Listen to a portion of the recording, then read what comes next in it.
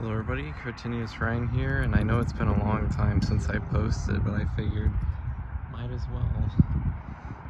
After so long and not much posting, a lot has changed in my life. I live in a different place, I got a different job, just a lot of things. I also have a new car almost as of a year ago that I still have not posted yet, and I haven't done any updates on the Lexus, but thought I'd show you this project car I got that might be a failure. I might have to scrap it, sadly, but might as well take you guys on a little tour and keep you updated on this one and see if it goes anywhere. So this is a 1988 Chrysler New Yorker Mark Cross edition. I don't know much about the editions that came in these other than like you get in the Landau, I think, which had the vinyl roof right here. This does not have that, obviously. This is loaded. I mean, I'm sure the New Yorker always had leather. I'm assuming it probably, maybe not, knowing Chrysler, but as you can see, it's the Mark Cross, whatever that means. The interior on this car is in awesome shape. This is literally just a couch on wheels, and it being an American luxury car, got the acres of freaking fake wood all over the place, but it is real leather everywhere. Got the seat controls on the doors, and they do work, which I think is really cool. Windows locks, chrome metal door handles. Even has automatic climate control for the time, which is pretty neat. And digital gauges, which we will get to here in a little bit. I'll show you around the car. Go ahead and pop the trunk, this huge trunk on this thing. Now, backstory on this car. I bought it off a guy who lives about an hour away from me, who said he just doesn't have time for it anymore. He had cancer and he can't drive because of it, and I paid him a really cheap amount for this. He was sad to see it go, but it has more issues than I was expecting. As you can see by the coolant bottles and other shit in this trunk, it has issues. It did have an overheating issue that has been since kind of remedied. I took the thermostat out of this hoping that would help. And it has. It's a temporary fix. The cooling system probably needs flushed. Excuse me. And maybe has a head gasket leak, which is why I'm saying it might just end up in the scrapyard, just because it's not worth putting money into. I thought maybe it'd be a cheap project that I could just beat around in, but it's turning out not to be more than that, which is usually the case with these cars. You never know the full story, which sadly is the case here. But this being an 88, you had two engine options, a 2.2 liter turbo 4-cylinder or a 3 liter V6, which this one has the 3 liter V6. The turbo would have been pretty cool, but they made about the same power, I think. I'm sure the turbo made a little more power though. And here's the mighty 3 liter V6. As you can see, it's got some leaks, valve cover leaks, new coil, new freaking spark plugs, batteries held in by a freaking rope. This is not a pristine example of this car. As you may see, I probably don't have to say it, but it honestly, it has no rust. The paint is faded on the hood and the roof here and on this door. The only bits of rust I've seen are like minor bits like that on the roof. Other than that, the underneath of this car is stupid clean, which really sucks because it might just end up going to the scrapyard. Which you can say what you want, but it's not worth...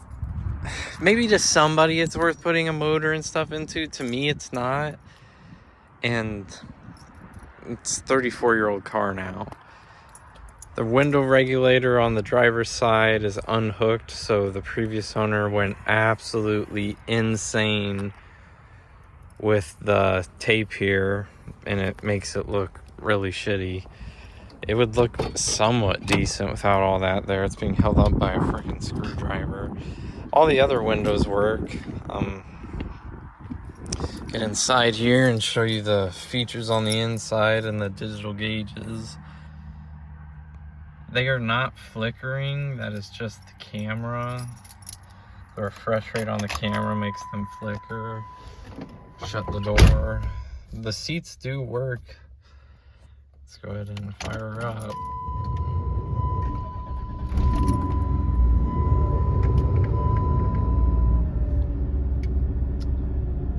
Gas gauge is wonky, it doesn't really work.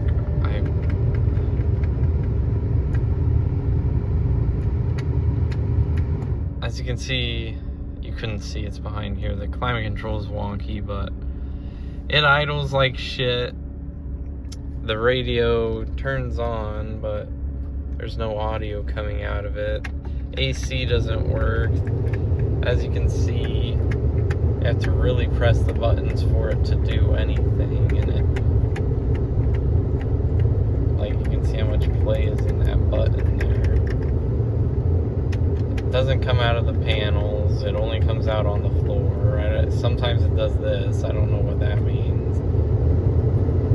You push auto and it always turns the AC on. The AC compressor doesn't kick on. As you can see, it's not.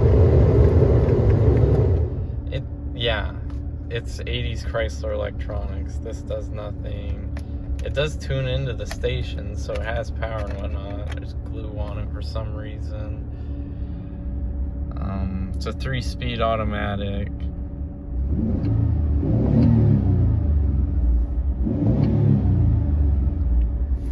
It's kind of peppy. In the interior, there is no headliner. It has come off. And I think, I may be wrong, correct me if I am wrong, this looks like household insulation to me in a car interior. I don't know if that's common placement. I've never seen that before, but it is certainly in this headliner. There's just chrome everywhere in here. It's a pretty cool car, if I'm honest, but take you on a little test drive. I'll buckle up here. I have to keep my foot on the gas or it'll stall.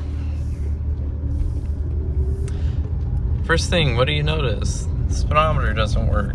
The odometer here doesn't work, but the odometer on this side does. Why, you may ask? I do not know, but that's how it works.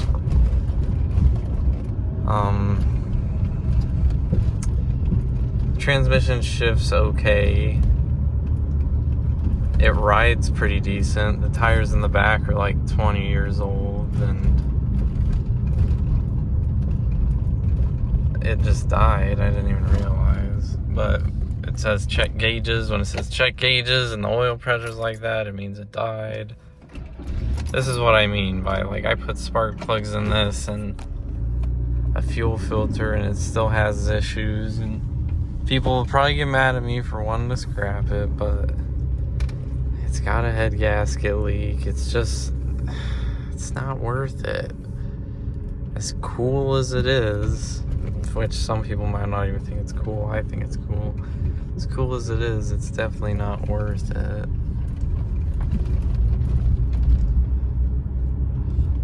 The hood ornament looks so cool as you drive along. When you go on the gravel here, you can barely even tell because of just how well it rides. It might not even stay running Yeah, it might not. I was trying to see if it'd idle for you, but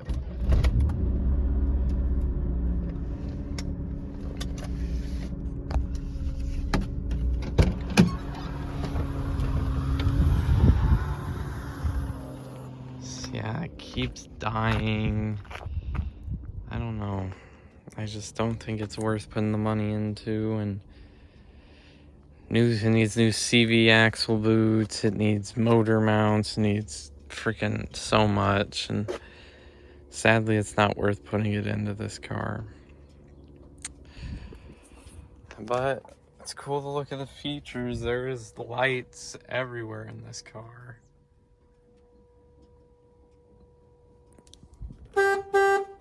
Horn kind of works. This door doesn't open. Got the cool little trunk popper.